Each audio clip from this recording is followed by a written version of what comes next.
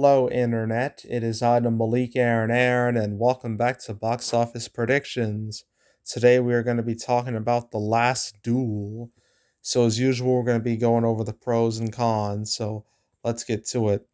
Pros. The cast. The cast for this movie is quite good. In fact, both the director and the cast are quite good. Well, first, the cast. We got Matt Damon, Adam Driver, Jodie Comer, and Ben Affleck. Now, Matt Damon, we all know who he is, right? He's been in plenty of movies throughout the last few decades.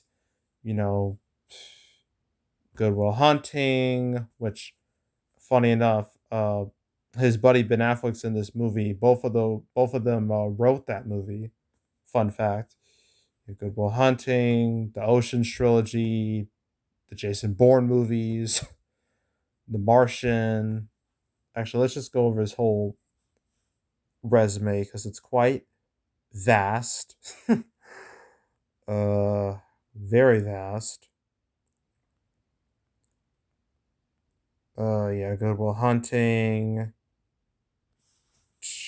Let's see, blah blah blah. Then the Ocean's movies, then Bourne. Departed was part of that movie. Uh,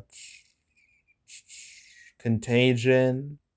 Yeah, definitely a relevant movie. Contagion, and the big one of his career, The Martian. Then also Ford v Ferrari too. He's had some duds, and I will go over those when we get to the cons. But for the most part, his track record is pretty decent.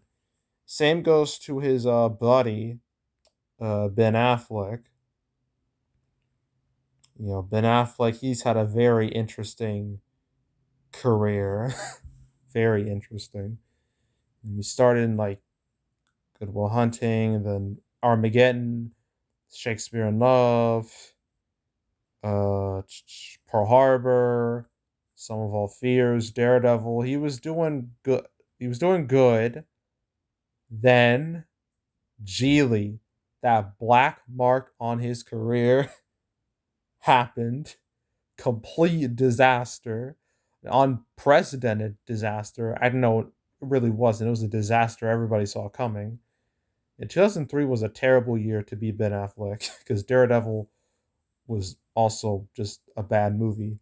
And Paycheck wasn't much better. Then after that, he went through like a real bad slump. Then he, started to redeem himself when he started getting to directing. He did The Town, he did Argo, he was in Gone Girl, and then he was Batfleck. Oh, Batfleck. God. Yeah, those movies, despite not being super popular with a lot of people, many people believe his Batman pretty good. Pretty good. I think his Batman was pretty good. It's definitely the best part of the Snyderverse movies, as some people like to call them. So his track record is actually weirder than he also did The Accountant, which did pretty good too. His track record is about as weird as Matt Damon's. Yeah. Then Adam Driver, Kylo Ren. He's mainly known for that movie, for that role, for better or worse. He was also Marriage Story. Who can forget that? Right. He doesn't have a whole lot of cred besides Star Wars and Marriage Story. So we can't really judge his track record too much. But he is a recognizable face thanks to Star Wars. And then Jodie Comer, what has she done? Oh, she was in Free Guy? Holy crap, she was in Free Guy. Wow. I think she was like the main I guess love interest. Yeah. To Guy, Ryan Reynolds. Wow, that's wow. I did not know that. It's crazy. But yeah, so got that. And then our director, Mr. Sir Ridley Scott. I mean, this dude's been around for a long time. It's absolutely absurd. We got a lot to go over. I mean, he did Alien, did Blade Runner, Thelma and Louise. Well, he did that. Gladiator, Hannibal, Black Hawk Down, American Gangster, Robin Hood, uh, Prometheus, Ick. Well, I think that movie was okay, but a lot of people hate it. The Martian. Yeah, he's done quite a lot of movies. Some of them being very good movies, but at the same time, some of his movies are not so good, and we're gonna go over that when we get to the cons. But yeah, when it comes to clout with the actors and the director, it looks pretty solid for the most part. So I would consider that a pro. Not to mention, a lot of these people are instantly recognizable.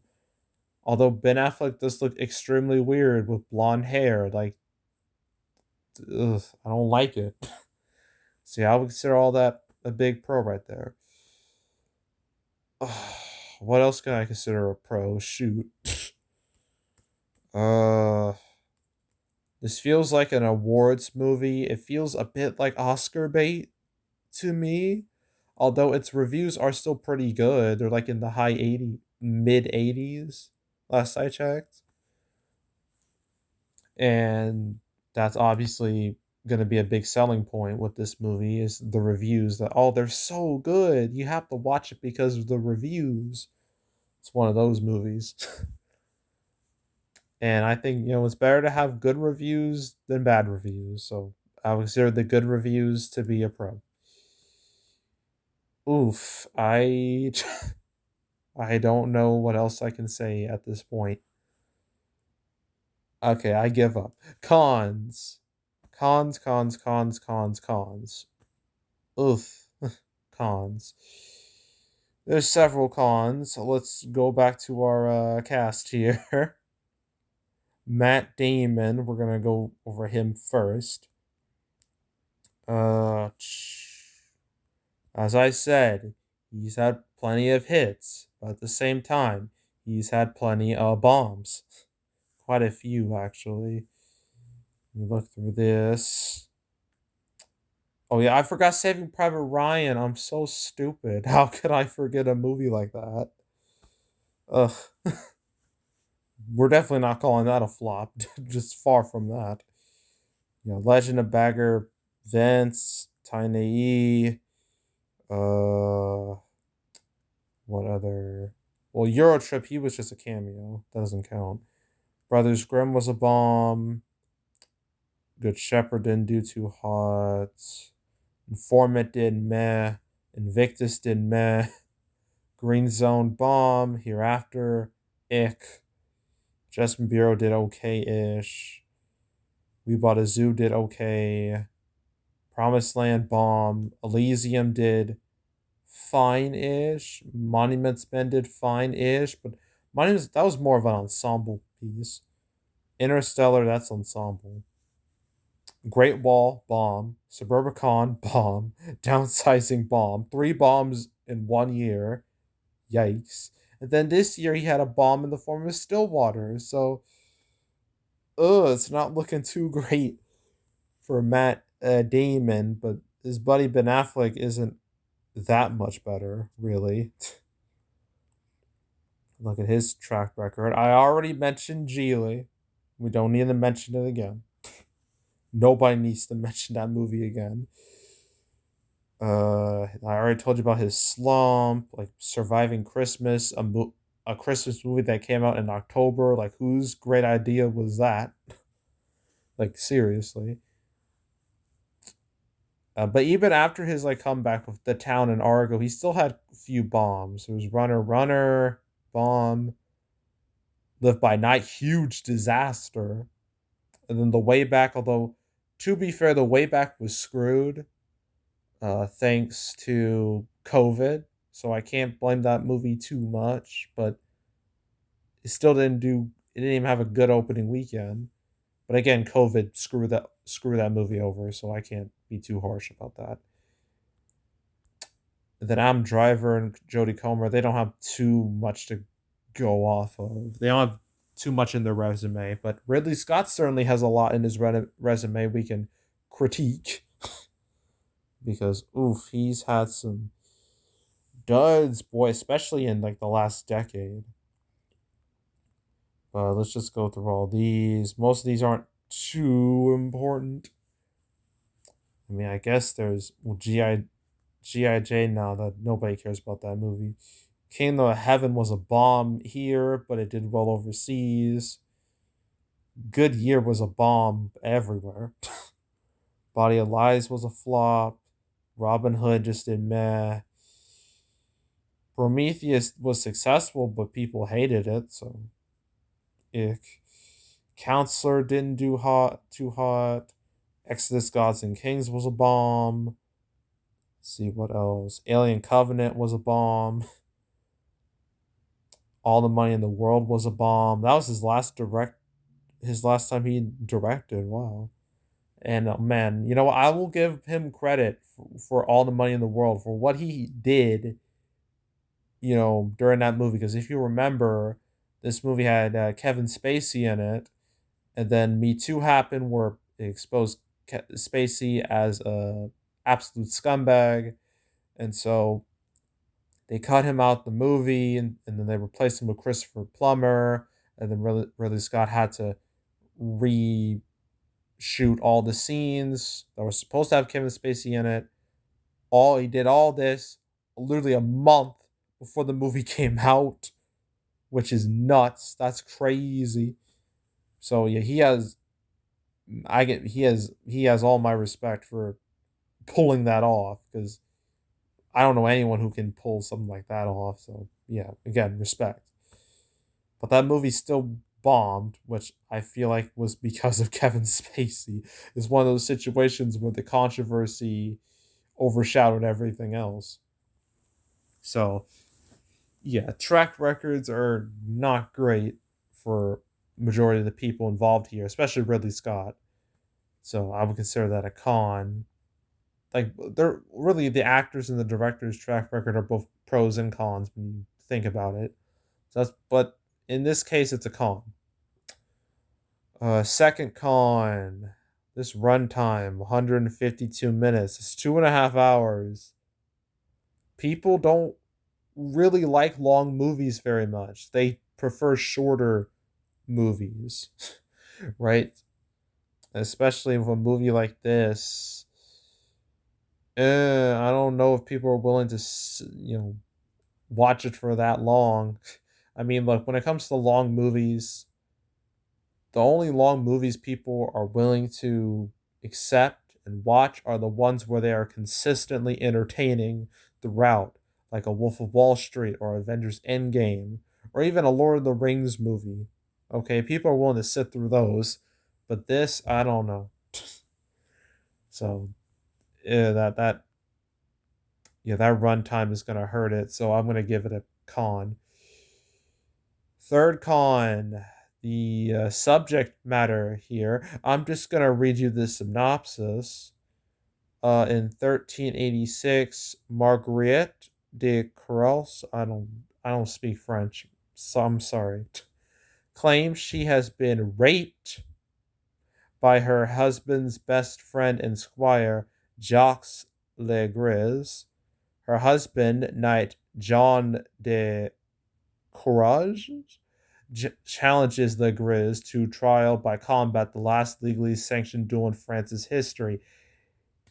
Yeah, this plot doesn't exactly scream escapism. It doesn't exactly scream fun night at the movies. Now, look, I'm cool with serious movies. I'm cool with movies that deal with serious subject matter. Deal with dark stuff. I'm fine with that. And sometimes if it's done well, it can be very successful. I mean, Joker, that dealt with some pretty dark subject matter and it made $1 billion. So dark movies can be successful. But with this, with like the sexual assault part, I feel like that might be a turnoff for a lot of people because Lord knows we've seen enough news regarding all the sexual assault that happens like in the workplace in Hollywood and other places, other organizations. It's just terrible. Yeah, I don't know if people are willing to watch a movie about that. So yeah, I think the subject matter might be a turnoff here. So I'm gonna consider that a con. Another con. This is a 20th Century Studios movie or Fox movie that Disney, you know, now has their hands on. And for the most part, the track record for these movies has been very bad. Very, very bad. With the like two exceptions, Ford v Ferrari and Free Guy. That's it. Every other movie's been a bomb, and I don't see this movie doing that much better. So yeah, the track record of the 20th Century Studios movies, not good. So I would consider that con right there. And then let's see, competition. I feel like this movie is going to be instantly overshadowed by Dune next weekend, which is not good. So yeah, that's definitely a con. All right, one last con: the Middle Ages. Does anyone actually give a shit about the Middle Ages? That's what I want to ask. Because according to the box office results, nobody cares. I mean, let's just look at Middle Ages here. Okay, we don't have a whole lot to go off of. It's hard to find like a legit thing here. There's King Arthur. Yikes! That only made one of the biggest bombs in history. So fantastic. Uh, I think I'm trying to think of middle-aged movies. I know there was Green Knight a few months ago, which did fine for A24, but by other standards, it did weak. The Robin Hood movies didn't do too hot. Like the last one we got in 2018 was a straight up disaster. Then I guess there was another King Arthur movie from like 2004 that did pretty bad.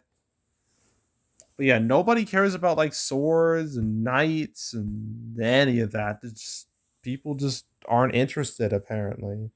I don't think there's ever been a big blockbuster knights movie like ever. Like as far as I know. I mean, I could be wrong, and if I am wrong, let me know. But yeah, I don't think it exists because this, I guess, this time period just isn't super interesting to a lot of people. So yeah, I would consider the whole genre as a con, really. So yeah, I think that's it. Okay, so opening weekend. Mm, mm. This is hard. I'm going to say because it is theatrical only. I'm going to say it's going to open between 10 to 15 million dollars. Although I wouldn't be shocked if it did worse than that. Yeah, 10 to 15. That's where I'm at with this movie. And I don't think this is a cheap movie either. So, yeah, this movie's kind of screwed in any way you look at it. And then it'll probably reach, I don't know,